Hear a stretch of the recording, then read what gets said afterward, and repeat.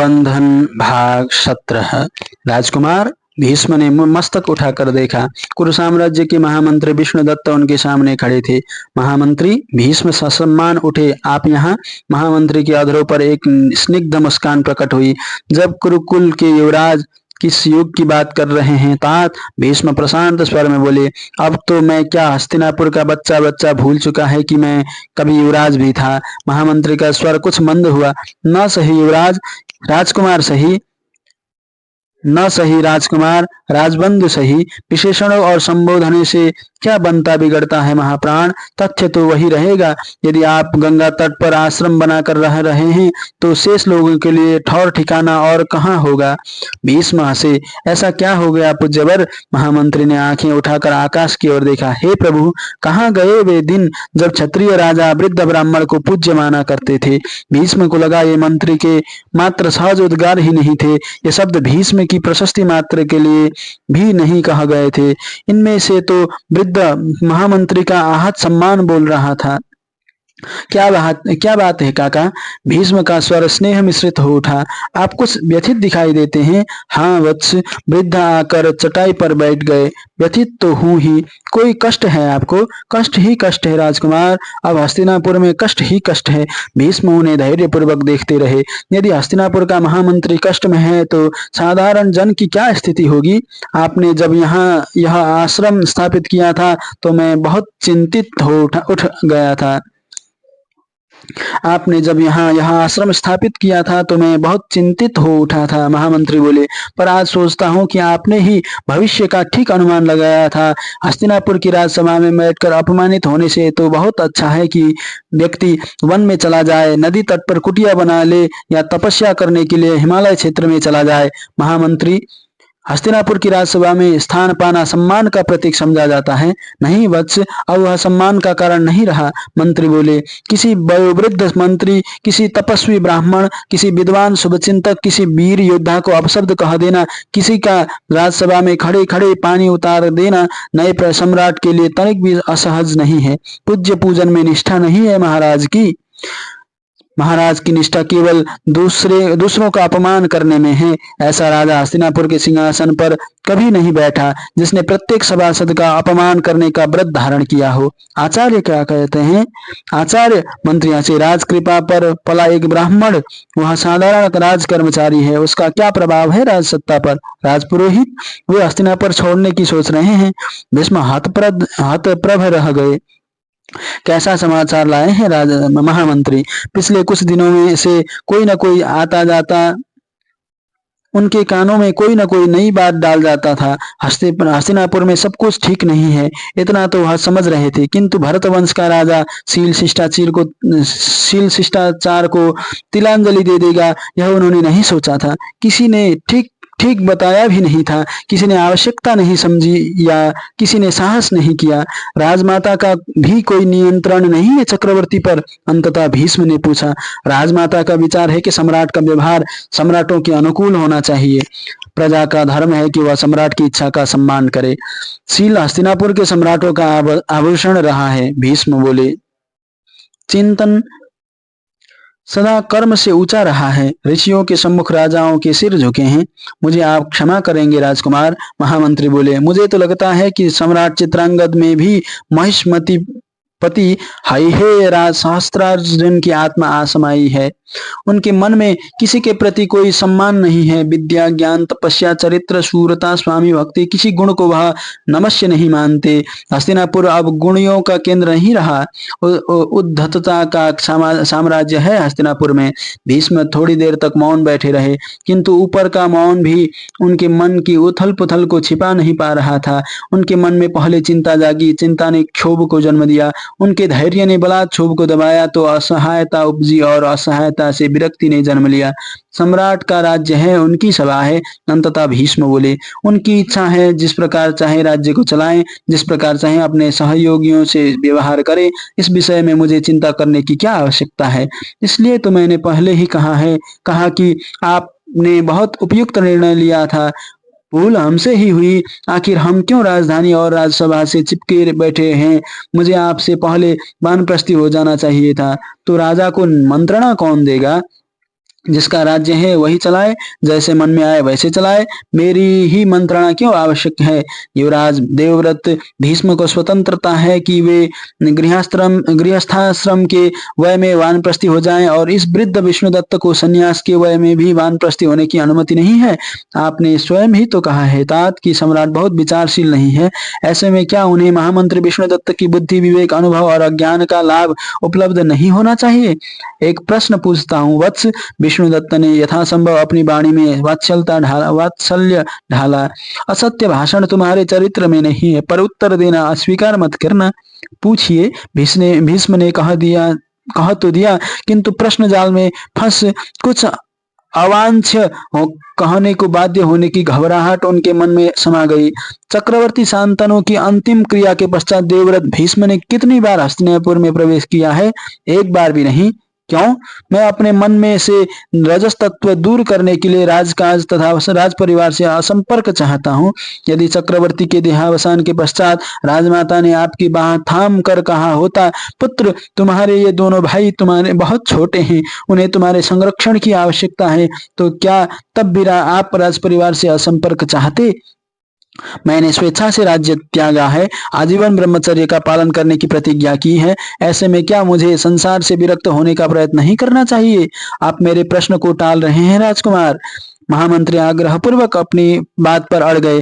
क्या यह सत्य नहीं है कि अपने छोटे भाई चित्रांगद के एक वाक्य में अनादर का भाव देखकर आप सब कुछ झटक कर यहाँ आगे बैठे हैं? हम तो वहां प्रतिदिन अपमान का गरल पीते हैं, और तब भी आप चाहते हैं कि हस्तिनापुर के राज्य को सुचारू रूप से चलाए रखने के लिए हम सम्राट चित्रांगद की राजसभा में बने रहें। भीष्म ने तत्काल कोई उत्तर नहीं दिया।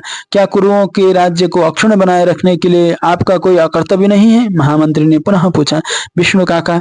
भीष्म के चेहरे पर मुस्कान थी, पर वाणी में व्यथा स्पष्ट थी। मैंने चक्रवर्ती शांतनु को संसार से विदा होते देखा है। मनुष्य जब चलता है तो सब कुछ यहीं पड़ा रह जाता है। इतना जान लेने के बाद तो मनुष्य को यह समझ लेना चाहिए कि राज्य किसी का नहीं है। आप ठीक कह रहे हैं, किंतु जीवन पर्यंत तो उसका पालन क्षत्रिय राजा करते आए हैं। क्या अपने पूर्वजों के इस राज्य के प्रति आपका कोई धर्म नहीं है? धर्म? भीष्म का मन इस शब्द पर अटक गया। पिता ने देह छोड़ने से पहले कुछ कहना चाहा था, कुछ कह नहीं पाए थे। जो अस्पष्ट शब्द हल्के से कुछ बुदबुदा पाए थे, उनमें से एक शब्द धर्म भी था।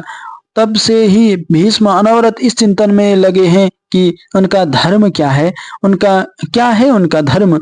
माता सत्यवती और उनके पुत्रों का पालन पोषण, कुरुवंश के राज्य की रक्षा, समृद्धि, विस्तार, हस्तिनापुर की प्रजा का पालन, क्या है उनका धर्म?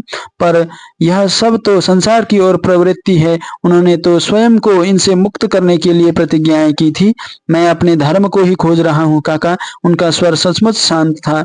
तो वत्स, तुम्हें कुछ सूचनाएं और दे दूं? संभव है धर्म शोध में उससे कुछ सहायता मिले। महामंत्री बोले। साम्राज्य की सीमाओं से लगे राज्यों में से एक भी राज्य ऐसा नहीं है जो हस्तिनापुर को अपना मित्र समझता हो। कारण? सम्राट चित्रांगद का स्वभाव, ये प्रायः मृगया पर जाते हैं, पड़ोसी राज्यों की सीमाओं का अतिक्रमण करते हैं, उधर से प्रतिवाद होता है तो उनकी अवमानना करते हैं और उन्हें रण निमंत्रण भेजते हैं। क्षत्रिय राजाओं के अतिरिक्त नाग, यक्ष, गंधर्व, किन्नर, राक्षस किसी को भी तो छोड़ा नहीं उन्होंने। मुझे यह जानकर तनिक भी आश्चर्य नहीं होगा कि वे सारे राज्य हस्तिनापुर के विरुद्ध संगठित हो रहे हैं। क्या राजमाता यह जानती है? आप बार बार राजमाता के विषय में पूछते हैं। महामंत्री पूरी शालीनता से बोले। मैं उनका अनादर नहीं करना चाहता। राजमाता के प्रति पूरा सम्मान दर्शाते हुए भी मैं यह कहना चाहूंगा राजकुमार कि वे माता हैं, राजनीतिज्ञ नहीं। वे मातृत्व गौरव से सहज रूप से स्वीकार करती हैं कि हस्तिनापुर के सम्राट सदा ही दिग्विजय करते रहे हैं। वर्तमान सम्राट कोई नई बात तो नहीं कर रहे।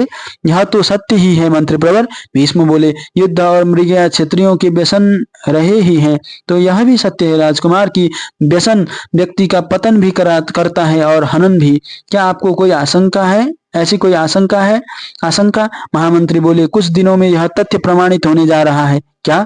आपको केवल 2 सूचनाएं देना चाहूंगा। पहली यह कि अनेक कुरु प्रमुख आपके पास आने की तैयारी कर रहे हैं। मेरे पास क्यों? आपको सूचित करने के लिए कि सम्राट चित्रांगद को सहन करना कठिन हो रहा है।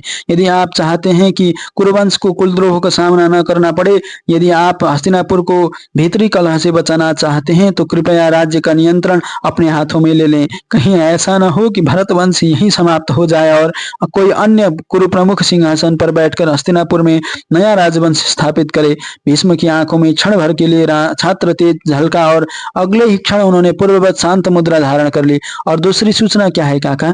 हस्तिनापुर की सेनाएं गंधर्वराज की सेना से पिछले 2.5-3 वर्षों से टकरा रही है। हमारी सेनाएं इतनी सक्षम नहीं है कि गंधर्व सेनाओं को पराजित कर अपनी सीमाओं से खदेड़ दें, और सम्राट में इतनी राजनीतिक समझ नहीं है कि वह गंधर्वराज से कोई संधि कर ले। क्रमशः गंधर्व सेनाएं कुरुक्षेत्र तक आ पहुंची है। हस्तिनापुर से कुरुक्षेत्र की दूरी से तो आप परिचित होंगे ही। अब गंधर्वराज और हस्तिनापुर के सम्राट में कदाचित द्वैरथ युद्ध हो, परिणाम ईश्वर के हाथ में है। महामंत्री मौन हो गए। भीष्म भी कुछ नहीं बोले। वे मौन अवश्य थे किंतु शांत नहीं थे। उनके हृदय का मंथन उनके चेहरे पर से स्पष्ट पढ़ा जा सकता था। मैं राजकुमार से तत्काल कोई उत्तर नहीं चाहता, नहीं सारी समस्याओं का समाधान प्राप्त करने के लक्ष्य से मैं यहाँ आया था। मैं जानता हूँ यह राजसभा या मंत्रणा गृह नहीं है, यह तपोभूमि है। महामंत्री ने कहा, तपस्या का एक अंग मनन भी है। मैं चाहता हूँ कि राजकुमार इन समस्याओं के संदर्भ में भी मनन करे, ताकि कल आप मुझे यह न कह सके कि हस्तिनापुर के किसी हितैषी ने आपको यह सूचना तक नहीं दी।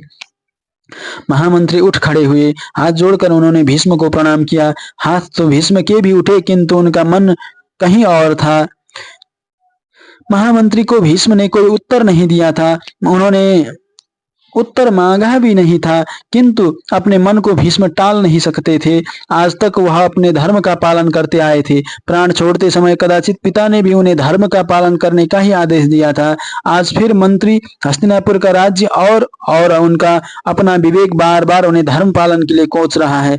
पर क्या है उनका धर्म? हस्तिनापुर के पड़ोसी राजा संगठित हो रहे हैं, राजसभा के कुरु प्रमुख सम्राट से मुक्त होने के लिए चंचल हो रहे हैं, और गंधर्वराज हस्तिनापुर सम्राट चित्रांगद से द्वैरथ युद्ध करने की तैयारी में है। और गंधर्वराज हस्तिनापुर सम्राट चित्रांगद से द्वैरथ युद्ध करने की तैयारी में है। गंधर्वराज मात्र शस्त्रास्त्रों का ही नहीं, दिव्यास्त्रों और कुछ देवास्त्रों का भी ज्ञाता है। वह रणकुशल दक्ष योद्धा है। उसने अनेक शत्रुओं को सम्मुख युद्ध में पराजित कर उनका वध किया है। वह युद्ध कला का पगा हुआ सिद्ध हस्त योद्धा, और दूसरी ओर हस्तिनापुर का सम्राट, जिसने या तो वन्य पशुओं को अपने बाणों से बीधा है या कसा से अपने घोड़ों को प्रताड़ित किया है। युद्ध का कोई अनुभव भी है सम्राट को। ऐसे में द्वैरथ युद्ध घातक हो सकता है। महामंत्री कह गए हैं कि हस्तिनापुर की सेनाएं गंधर्वों के साथ लड़ने में सक्षम नहीं है, तो और कौन सा वीर है जो सम्राट को इस आत्मवध से बचाए? कोई नहीं है। यदि कोई हो भी तो जिस सम्राट से किसी को प्रेम न मिला हो, उसके लिए कौन अपने प्राण देगा? तो क्या वह यह भीष्म का धर्म नहीं है कि वे अपने उस अबोध छोटे भाई की रक्षा करे, शत्रु गंधर्वराज का वध करे और कुरु राज्य को अक्षुण्ण बनाए रखे? कदाचित क्षत्रिय राजकुमार के रूप में तो उनकी यही धर्म है, किंतु भीष्म ने राज्य त्याग किया है, और तो क्या फिर से राजनीति में लिप्त होना, युद्ध करना, और क्या यह राज कार्य में हस्तक्षेप नहीं है? और वह अनादर, वह उपेक्षा, वह अपमान? भीष्म कुरु राज्य की रक्षा करने जाएं, छोटे भाई के अभिभावक बनकर उसका हित साधन करने जाएं, और कल उन पर यह आरोप लगे कि वे अपनी प्रतिज्ञा तोड़ रहे हैं। महामंत्री ने कहा है कि कुछ कुरु प्रमुख भी आ रहे हैं उनसे निवेदन करने। पिता ने भी तो एक बार कहा था कि वह राज्य को हस्तगत कर लें। वह किसी भी कारण से इधर पग बढ़ाएंगे तो माना यही जाएगा कि भीष्म अपनी प्रतिज्ञा तोड़ रहे हैं, और यह कलंक भीष्म सहन नहीं करेंगे। कहीं वे गंधर्वराज से भयभीत तो नहीं है? वे स्तंभित रह गए। उनका अपना कायर कलुषित रूप उनकी आंखों के सम्मुख खड़ा था, और तभी मन के किसी कोने में एक अट्टहास गूंजा। यह अट्टहास माता गंगा का ही था। वह कह रही थी, गंगे, यह मृग तृष्णा है, इसके कोटि कोटि रूप हैं, इसे हर रूप में पहचान। भीष्म को लगा उनका अंतर्मन शांत हो रहा है।